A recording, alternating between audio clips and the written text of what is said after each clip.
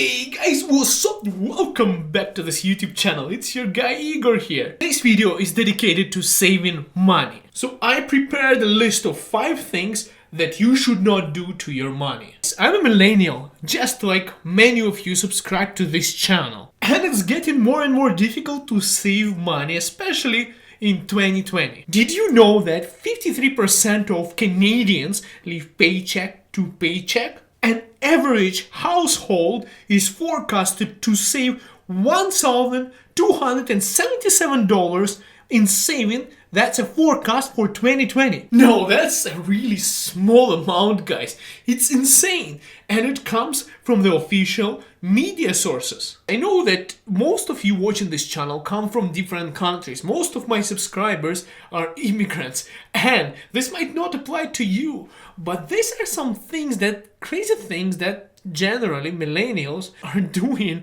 to their money. And that's what keeps a lot of people at that level, living paycheck to paycheck and not being able to afford anything. First thing that I see a lot of people do is spending money on the same day they have a paycheck. People posting, sharing that just got paid to their friends, and then they just spend that money on the same day. First thing is, do not spend money on the same day you get that money, on a payday. Don't start telling your friends you just got paid and it's time to go shopping. What happens a lot of times, people start spending on the first day or first few days when they got their paycheck. And really fast, they lose all of that money that came, and the remaining of the time, they live on a credit card. So my first advice is, do not spend all of your money.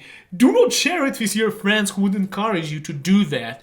Try to hold as long as you can to the money that you gain. Do not even look at your bank account if you have deposited that money right now, because you'll be tempted to go and buy something, and that's what happens to majority of millennials. Second thing you should not do is do not buy a car that you cannot afford. Now, I know of you out there here in Alberta, people who really like to buy pickup trucks. They're really expensive. SUVs, same thing. People like to buy cars to catch up to their friends, to be like everybody else. And it's so easy to fall to that salesperson trap where they would look at how much money you're making, what your expenses are, and they can tell you, well, you can afford it. In reality, what happens is majority of people buy the cars that they cannot afford and makes them car poor. In addition to that, these cars, all of the cars, they depreciate really fast. It's that asset that loses more than 20% of its value as soon as you drive it off the lot. So, one more reason not to buy a new car. Don't buy a car that you cannot afford, especially if it's new. I see it all the time. People buying expensive cars here in Canada, in North America, and then they're saying, well, I can afford a down payment for my mortgage because I have this car. And on top of it, what people do here a lot of times, before they're able to pay all that car, they sell it off and they refinance it to get another one. Now they have 2 debts. One debt from the car that they already had, and now they have a second car, and now it all adds up into one debt, and you basically have no asset to support that debt, and you own a ton of money and payments for the car that you don't have and the asset that is not valuable at the price of the debt. Basically, you are screwed. Third reason is, do not buy things that you do not need. And I'm guilty for that. I have purchased things that I don't really need. Don't buy a bread maker. I bought this one in Walmart myself. My justification for it was that I have Airbnb and I was thinking I'm going to be making bread in this machine all the time, and therefore maybe in 6 months the $70 purchase is going to break even. Now, the reality of this bread maker and this purchase that I made is that it takes 3 to 4 hours to make one loaf that I could have purchased for $1 in the nearby bakery. It's important to identify what are your needs and what are your wants, and not to put those wants in front of your needs. Now, me, with my mindset where I'm only buying those things that I think I need, sometimes justifying what I want by what I need and finding a financial proof, such as I said, Airbnb or my own self. I'm saving money because of this machine now. I'm not buying bread from outside, and I'm doing it because I purchased it, not because I could have lived without it. That also goes for such things as premium gas. Yeah, I know you might love your car, guys, but if your car doesn't require premium gas, there is another YouTube dedicated videos for that if you want to watch about the octane and the cleanness of your gas. Basically, it does not make sense for you to buy more expensive premium gas if your car doesn't require it. There is no difference for your engine unless it's specified by manufacturer. Like for example, a Subaru WRX STI needs a premium gas because of the burn rate of how so the engine functions properly. Otherwise, there is no point of putting expensive gas into your car. It doesn't do it any difference. Warren Buffett said, if you buy those things that you do not need, soon you have to sell things that you need. Number 4, don't spend money on credit card interest.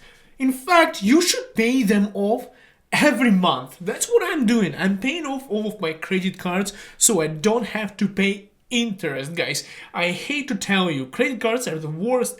They have the worst interest. It just grows like crazy. And I know far too many people who told me, well, I just put the minimum payments down.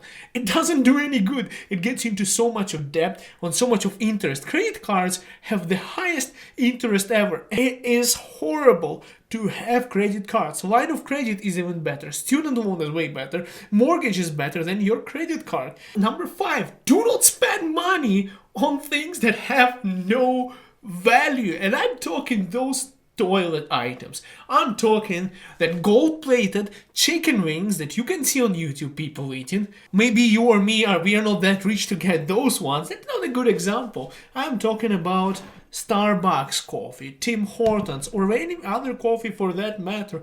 I'm talking about those items that have very little value, huge price, and what they do is, well, they end up in the toilet. They basically have no value because this is my tea actually. I made it at home. You can make your own coffee at home at almost no cost. I had this Pierre Cardin, however you pronounce that, an expensive jacket, a $700 jacket that I had when I was in my early 20s. It's about 10 years ago. More than that now. And guys, guess what? That jacket is like new right now. I have changed so many jackets over this time that fell apart like nothing else. I'm not encouraging you to buy expensive items like that all the time. In fact, myself, I'm trying not to do that too much. But this jacket actually has value and I can still sell it probably on eBay at a good price because it's branded. It still retains some of its value. And if I buy something, let's say I buy the cheapest thing from Walmart that goes bad within a year. Now, not to say anything bad about Walmart. I love shopping there. I think they have great value for products. If you're buying something, buy something on the value, especially if it retains the value for you in a long run. Do not buy cheap stuff that turns into garbage. And especially, I'm talking about coffee and those food items that absolutely disappear after you eat it. Guys, give this video a big fat thumbs up. Just smash it, break it, because that's what we need to share this video, to promote it for the algorithm so that more people like yourself, if it's helpful, more people are going to see that if you do that, guys. And don't forget to subscribe if you're new to this channel and you want to see more content just like this, guys. Thank you so much for watching. We'll see you next video.